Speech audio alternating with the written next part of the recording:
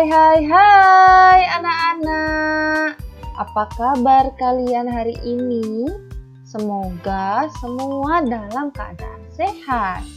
Anak-anak, tidak terasa kita sudah mengakhiri pembelajaran di tema 1. Nah, kali ini kita akan belajar tema 2, persatuan dalam perbedaan, subtema 1, rukun dalam perbedaan, pembelajaran pertama.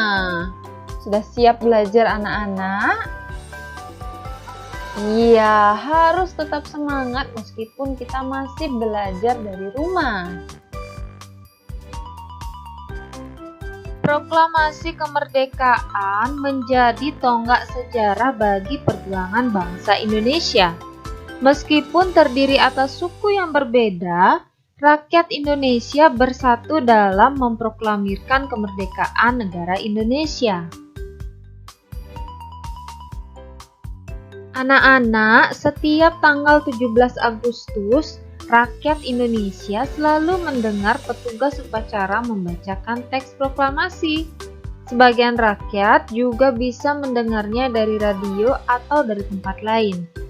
Teks proklamasi yang dibacakan memiliki sejarah bagi bangsa Indonesia. Teks tersebut adalah teks proklamasi kemerdekaan negara Indonesia. Sekarang coba anak-anak perhatikan gambar berikut ini.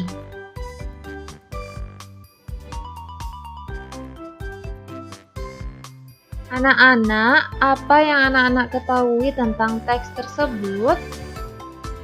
Iya, teks tersebut adalah teks proklamasi kemerdekaan negara Indonesia.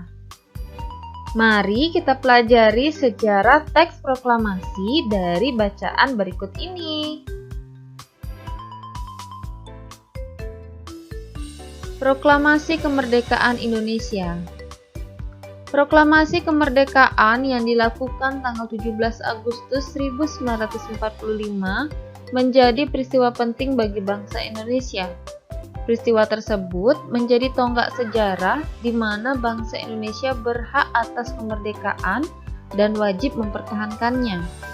Diawali dengan dijatuhkannya bom atom oleh tentara Amerika Serikat pada tanggal 6 Agustus 1945 di kota Hiroshima dan pada tanggal 9 Agustus 1945 di kota Nagasaki. Jepang akhirnya menyerah kepada tentara sekutu. Peristiwa ini dijadikan kesempatan oleh bangsa Indonesia untuk segera membebaskan diri dari penjajahan bangsa Jepang. Teks proklamasi ditulis di Rumah Laksamana Tadashi Maeda, Jalan Imam Bonjol nomor 1. Para penyusun teks proklamasi adalah Insinyur Soekarno, Drs. Mohatta, dan Mr. Ahmad Subarjo. Konsep teks proklamasi ditulis oleh Insinyur Soekarno. Saat itu hadir pula BM Diah, Sayuti Melik, Soekarni, dan Sudiro. Soekarni mengusulkan agar yang menandatangani teks proklamasi itu adalah Insinyur Soekarno dan Drs. Muhammad Hatta atas nama bangsa Indonesia. Teks proklamasi diketik oleh Sayuti Melik.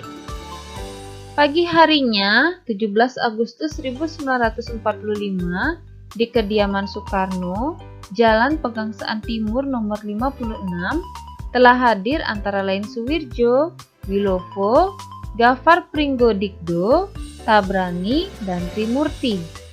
Acara dimulai pada pukul 10 dengan pembacaan proklamasi oleh Soekarno dan disambung pidato singkat tanpa teks.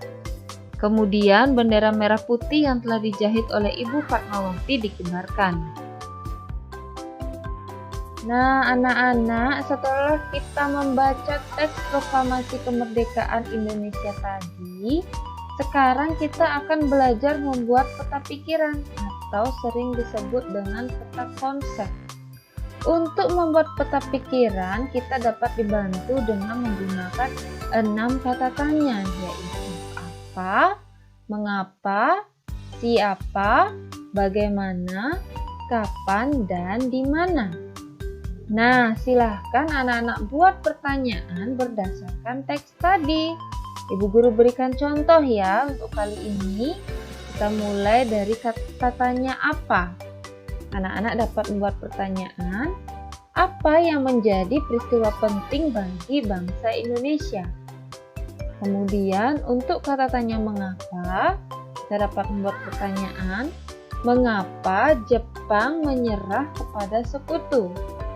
Kemudian untuk kata tanya siapa, kita dapat membuat pertanyaan, siapa yang membaca teks proklamasi pada tanggal 17 Agustus 1945? Kita lanjut ke bagaimana. Bagaimana konsep penulisan teks proklamasi dibuat? Untuk kata tanya kapan, kita dapat menggunakan pertanyaan, kapan teks proklamasi dibacakan oleh Insinyur Soekarno? Terakhir, untuk kata tanya di mana, setelah kita membaca teks tadi, kita dapat membuat pertanyaan, di mana teks proklamasi ditulis? Nah, anak-anak, itu beberapa pertanyaan yang bisa anak-anak gunakan sebagai contoh. Silahkan anak-anak coba temukan jawabannya pada teks tersebut. Jawaban tadilah yang akan menjadi peta pikiran anak-anak. Selamat mencoba dan berlatih ya anak-anak.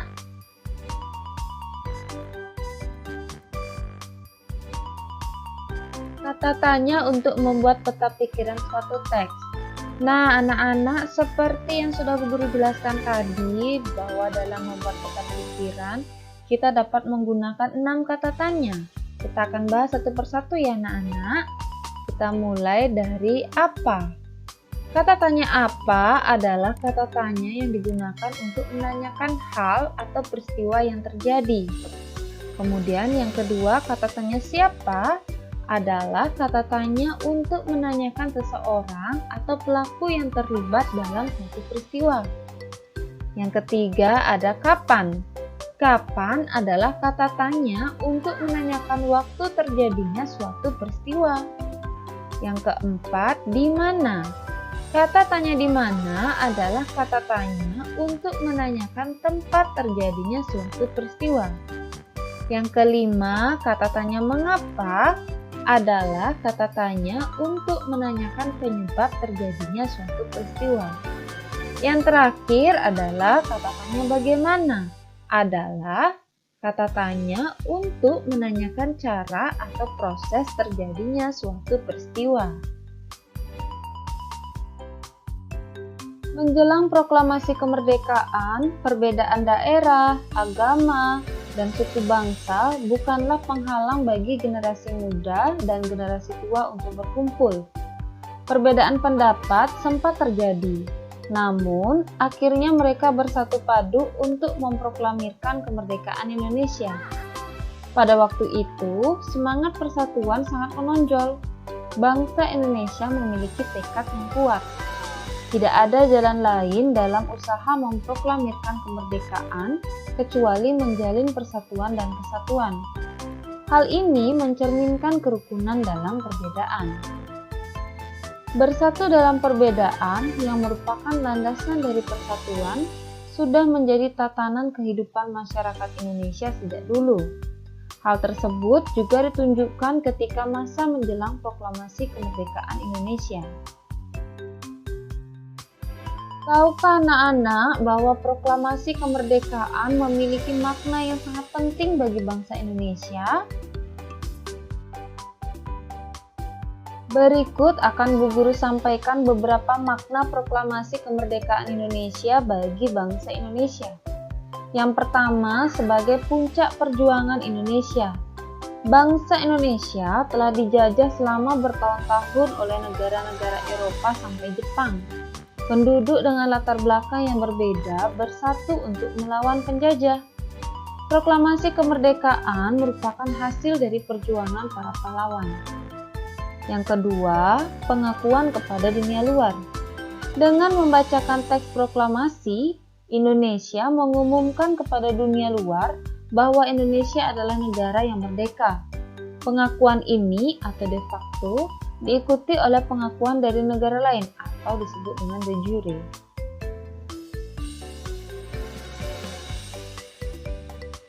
Yang ketiga, menaikkan martabat bangsa. Pembacaan teks proklamasi memberikan pesan kepada negara lain bahwa Indonesia adalah negara yang bebas dari penjajahan, negara yang memiliki martabat, dan negara yang mandiri. Keempat, perjuangan sebagai negara baru. Indonesia adalah negara yang dibangun oleh rakyat dan untuk rakyat. Negara Indonesia adalah negara yang mandiri, yang tidak tergantung kepada negara lain. Makna yang kelima yaitu sebagai tonggak sejarah negara Indonesia. Pembacaan teks proklamasi merupakan awal dari masa kemerdekaan Indonesia yang terbebas dari belenggu penjajahan.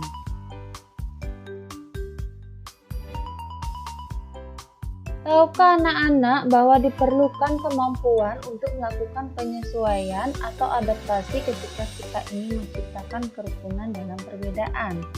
Masih ingatkah anak-anak pepatah yang mengatakan, di mana bumi dipijak, di sana langit dijunjung? Pepatah ini mempunyai makna apabila kita berada di tempat yang baru, maka kita perlu menyesuaikan diri dengan keadaan setempat agar kita bisa diterima dan hidup berdampingan dengan damai. Nah, anak-anak, hal ini juga berlaku pada tumbuhan. Agar keberlangsungan hidupnya terjamin, maka tumbuhan harus mampu melakukan adaptasi sesuai kondisi lingkungannya. Lalu, bagaimana cara tumbuhan beradaptasi? Ayo kita pelajari kali ini.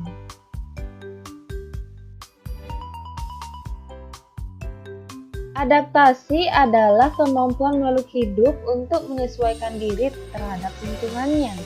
Adaptasi dilakukan tumbuhan agar tetap bertahan hidup. Lingkungan tempat tumbuhan hidup disebut habitat.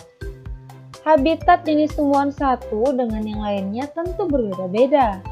Adaptasi tumbuhan yang dilakukan sesuai dengan jenis habitatnya disebut adaptasi morfologi. Adaptasi morfologi adalah perubahan fitur fisik tumbuhan yang memungkinkan mereka untuk bersaing dan menyesuaikan diri di lingkungan. Berikut akan Bu Guru sampaikan macam-macam adaptasi tumbuhan terhadap habitatnya. Adaptasi morfologi. Adaptasi morfologi yang pertama ada xerofit. Xerofit adalah adaptasi tumbuhan di lingkungan yang kering dan kekurangan air. Adaptasi xerofit dilakukan dengan cara mengurangi penguapan air dari dalam tubuh tumbuhan, mengembangkan tubuh yang dapat menyimpan air, dan mengembangkan akar dengan cakupan luas untuk meningkatkan penyerapan air. Salah satu contoh tumbuhan xerofit yaitu kaktus. Yang kedua, hidrofit.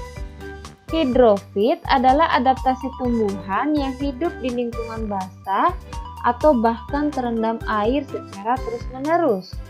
Tumbuhan hidrofit beradaptasi dengan cara mengembangkan tubuh yang anti air dan bakteri sehingga tidak mengalami pembusukan meski terus-menerus terendam.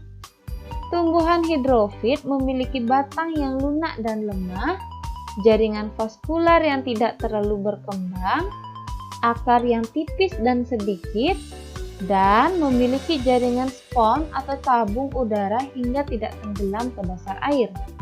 Nah, kira-kira apa contoh tumbuhan hidrofit?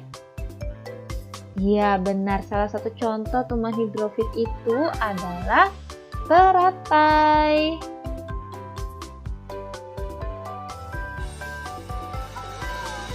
Yang ketiga adalah hygrofit. Hygrofit adalah adaptasi tumbuhan dengan lingkungan yang lembab atau memiliki kadar air tinggi di udara. Tumbuhan hygrofit beradaptasi dengan cara mengembangkan lapisan lilin untuk menahan air dan bakteri agar tidak masuk. Beberapa tumbuhan memiliki daun yang besar dan tipis untuk menangkap lebih banyak sinar matahari. Contoh tumbuhan hygrofit adalah lumut. Yang keempat, halofit. Halofit adalah adaptasi tumbuhan dengan lingkungan yang memiliki kadar salinitas atau keasinan tinggi. Tumbuhan halofit beradaptasi dengan cara mengembangkan struktur tubuh yang bisa menoleransi kadar garam yang relatif tinggi. Contoh tumbuhan halofit yaitu tanaman bakau. Yang kelima, adaptasi tumbuhan di lingkungan yang miskin nitrogen. Tumbuhan yang hidup di lingkungan yang miskin nitrogen biasanya melakukan penyesuaian diri dengan memerangkap serangga, kemudian mencerna sebagai sumber nitrogen. Nah, kira-kira apa contoh tanamannya, anak-anak? Ya, contohnya ada venus dan kantong semar. Nah, anak-anak, sekian video pembelajaran kali ini. Terima kasih karena anak-anak sudah menyaksikan video ini dari awal hingga akhir. Semoga bermanfaat untuk anak-anak yang sedang belajar daring di rumah. Nah, seperti biasa, kali ini silahkan anak-anak jawab soal refleksi. Soal refleksi. 1. Mengapa Jepang menyerah kepada Sekutu? 2. Siapakah yang mengetik teks proklamasi? 3. Kapan kota Nagasaki dan Hiroshima dibom atom oleh Sekutu? 4. Jelaskan pengertian adaptasi. Terakhir, nomor 5. Bagaimana cara adaptasi tumbuhan xerofit? Nah, silahkan anak-anak kerjakan pada buku latihan anak-anak. Guru tunggu jawaban kalian. Dan sampai jumpa pada video-video pembelajaran berikutnya.